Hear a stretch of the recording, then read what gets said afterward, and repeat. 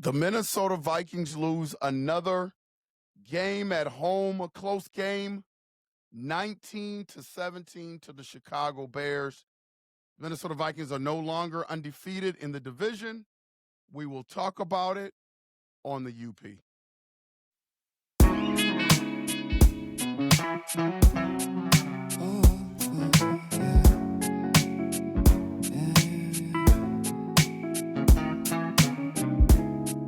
I don't know who I am. Can I say?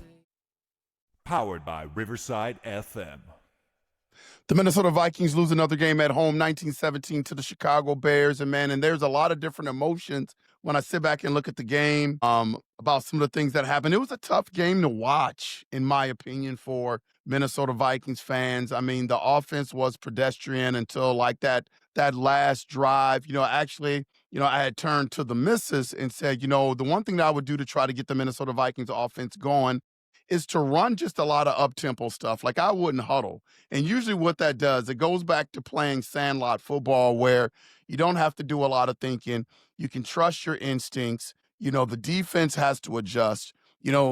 There's just not that chess match when you play up-tempo football like that. And I think a lot of people that, and I haven't had a chance to watch the All-22, but I know a lot of people that watch football may say, well, Chicago Bears could have been in prevent, whatever the case may have been. But I think I look at JJ McCarthy in terms of that last drive. I thought he was most comfortable. Now, I know that KOC is never going to do that. I know that they're not going to turn this team into a no-huddle, up-tempo team. That's not going to happen. But I do think it would have been something that would have made JJ McCarthy a little bit more comfortable during the game. I thought it was a game of missed opportunities. I thought it was a game of a lot of drops by the wide receivers. And I also thought it was a game of just bad play by JJ McCarthy in terms of being accurate. And I will go back and say this, man, this is kind of the environment of the world of a quarterback that needs to develop. This is what usually happens. I mean, there are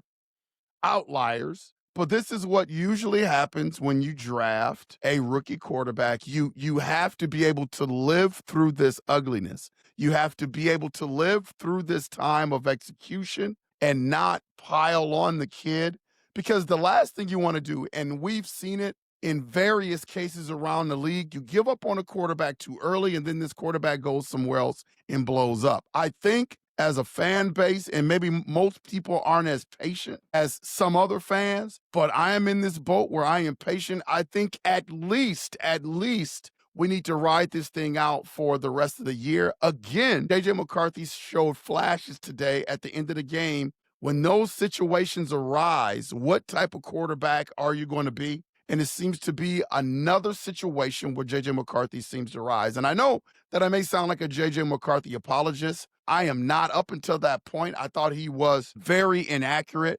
I thought there were a lot of plays that he could have made that he didn't.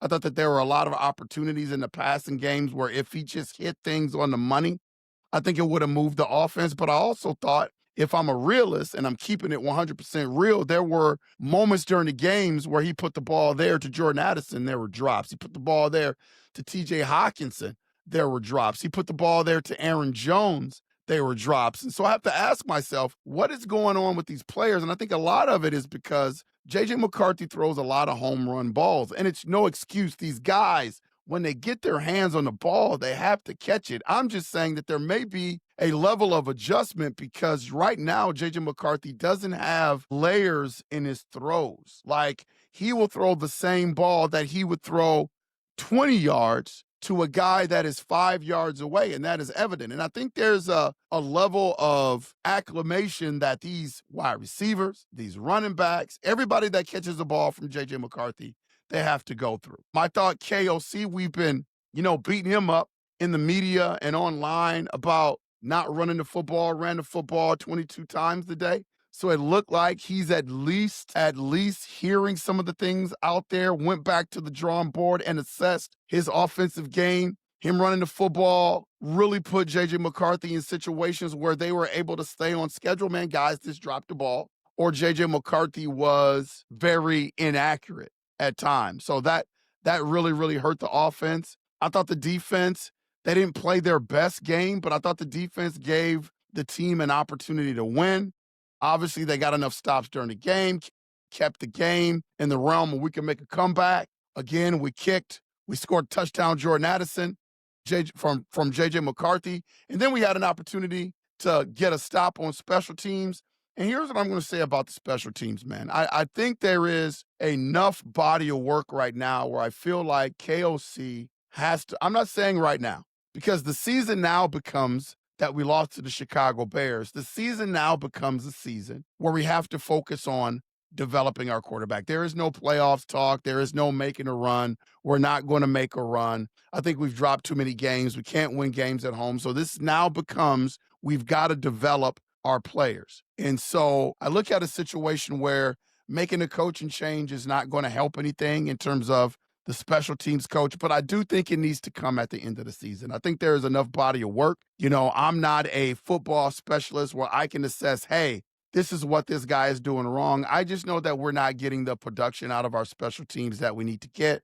Too many penalties, too many lack of plays in terms of being the kickoff team. You saw what happened with the Chicago Bears and their kickoff return today to put them in field goal range right away. And ultimately, it led to them kicking the winning field goal, man. For me, there needs to be a change made on special teams for sure at the end of the season. I thought Brian Flores did a good enough job where the Minnesota Vikings could have won this game today. I just thought, you know, offensively, we were just pedestrian the whole freaking game until the end. I think going back to the drawing board and trying to develop JJ McCarthy, I think the kid's going to develop, man. And again, I could be wrong, but I see enough flashes where I think that if we stick with him and we continue to develop, I think he's going to be okay. I worry about him being in a situation with Kevin O'Connell as the play caller, but I have to give KOC a little bit of credit today. He didn't call a perfect game. You know, he didn't call an exceptional game, but I did see a change. And I don't know whether the change came from JJ McCarthy having a hurt hand. I don't know. I don't know if it was a situation where he heard what everybody was saying about him, about a lack of a running game and taking the heat for the past couple of weeks. I have no idea, UP Nation. I just know that today I saw a change in philosophy in terms of him pushing the envelope, trying to run the football. And I had not seen that from KOC since we've had the two-headed tandem of Jordan Mason and Aaron Jones. Man, I just haven't seen it. Today, the light clicked on for KOC. I think he was trying to keep things on schedule for JJ McCarthy, not put him in for sure passing situations. They tried a lot of play action. Again, they ran a couple of screens. I don't know why you would run a screen for TJ Hockenson. Like, they do that a lot, where they run a lot of those tunnel screens for TJ Hockenson. I thought on the other side of the ball, the Chicago Bears ran a few tunnel screens as well, but they ran them with guys that can bust those holes and are more explosive and faster. And I think running those things with TJ Hockenson, I think the blocking is well executed, but I think you have to hit those holes pretty hard. And TJ Hockenson is just not the speed guy, but I think it was an effort to get TJ Hockenson more involved in the offense. I think that there was an effort to get Justin Jefferson more involved with the offense. A lot of drops today, man. And again, I think that hurt not trying to take the onus off JJ McCarthy, but I think that's just part of the big picture puzzle when it comes to the Minnesota Vikings. The offensive line didn't commit a whole lot of penalties today, but the combined ineffectiveness of JJ McCarthy at time, combined with the drops, I think it just hurt the offense so much so that the fans at US Bank Stadium started booing. And I don't know if the fans were booing JJ McCarthy or if the fans were just booing the offense in general. But this is game 5. And at least until the end of the year, man, I'm going down with the ship with JJ McCarthy. I want to see this kid develop. I want to give him an ample opportunity to develop. I'm not going to overjudge him after 5 games starting. Did he play good today? Absolutely not. He played terrible, but he showed flashes again at times during this game that he could be an effective quarterback. And I think that's something that as Minnesota Viking fans, man, we can hang our hats on. This is like, you just better buckle in, UP Nation. Like, you just got to buckle in for this season. There will be no Super Bowl, obviously. There will be no playoffs, obviously. So I know when football is not on Sundays, like I hunger for the game of football. So I'm going to enjoy the rest of these games and I'm going to enjoy watching JJ McCarthy develop. And whatever happens for the rest of the season is just what I'm going to accept going into next season. I wanted to see when we were at the 10-game stretch, when there were 10 games left in the season, what did everybody say? We wanted to see JJ McCarthy play 10 games, not 3 games, not 4 games, but the rest of the games for the rest of the season. We wanted to see him get 10 games in. Everybody said this guy needs to play so we can get a better assessment of JJ McCarthy. Right now, the quarterback that JJ McCarthy is right now, JJ McCarthy is a quarterback that shows a lot of heart. JJ McCarthy is a quarterback that shows a lot of toughness. But JJ McCarthy right now is a quarterback that is primarily ineffective because he is not very accurate, and he throws a home run ball no matter where he goes with the ball. And so that's a big deal. That is something that he is going to have to develop. And especially, I don't think KOC is great at all. Like, I don't even think he's in the stratosphere of being able to scheme up a really good game plan for JJ McCarthy. Is he good at scripting plays for that first drive usually? Absolutely, yes. But in terms of a game script, in terms of a game plan, I don't know if KOC's great at that. And again, I said it on previous videos. With KOC as his coach, until he starts to really change his philosophy, like we saw it today, for the short term. Will it look like this next week? I don't know. But I'm not confident that KOC for the rest of the season is going to be able to put JJ McCarthy in situations where he can always be successful or at least be effective, because there are obvious things that JJ needs to work on. Like, he can't keep playing like this. I think at one point during the game in the fourth quarter, they showed that he had a 4.9 quarterback rating, which is extremely no. But I know the kid is tough, and I know he heard the boos, and there is nobody out there that is going to put more work in to get better than JJ McCarthy. Minnesota Viking fans, it's tough because it sucked today. I mean, that was a hard watch. That was a hard watch. And I know a lot of people out there are angry. A lot of people out there are giving up on the team.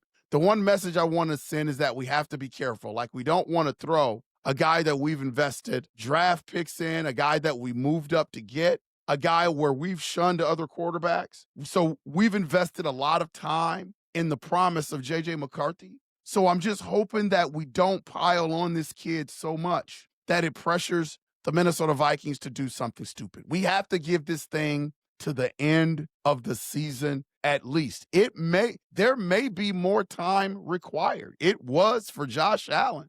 It was for a lot of quarterbacks in the league. Very rarely do these rookie quarterbacks come in, step in first season and become box office. So we don't want to lose a guy that can potentially be great for us, a guy that can respond in big moments, a guy that could be here for 10 to 12 years, man, as our franchise guy, because we are a little impatient after 5 games. I'm just saying, be careful. Did it look ugly? Yes. Was he good today? Absolutely not, until his last drive of the game. But this is what franchise go through when they draft a future franchise quarterback, a rookie quarterback. See, as Minnesota Viking fans, we have not really been through this. So this stings a little bit more. We've always been the patchwork type franchise. Brett Favre, Sam Darnold. This is what we're used to. So this is something that we thought we wanted. But as I said during offseason and coming into training camp, are you sure? It is why whenever a quarterback situation comes up that can make us a little bit better, you should at least have a conversation about it and not say, no, absolutely not. I don't want Aaron Rodgers. I don't want this guy. I don't want that guy. You have to think, you have to be able to communicate and have conversations. I think it's foolish and silly to just say no for things, because a lot of you out there that were saying no, I guarantee you didn't expect the level of quarterback play that we're getting. And that was on the table with JJ McCarthy being a rookie quarterback. This is what franchises go through. So we better get used to it, continue to support the kid until we can't support the kid anymore. Minnesota Vikings lose to the Chicago Bears. Another home loss. UP Nation, Purple Gang, Skull Nation, another home loss. 3 years, we're 11-11 at home under the KOC regime. Unbelievable. But this has been Unconventional Playbook, man. 1917 loss to the Chicago Bears. And as always, UP Nation, we will see you when we see you. Skull.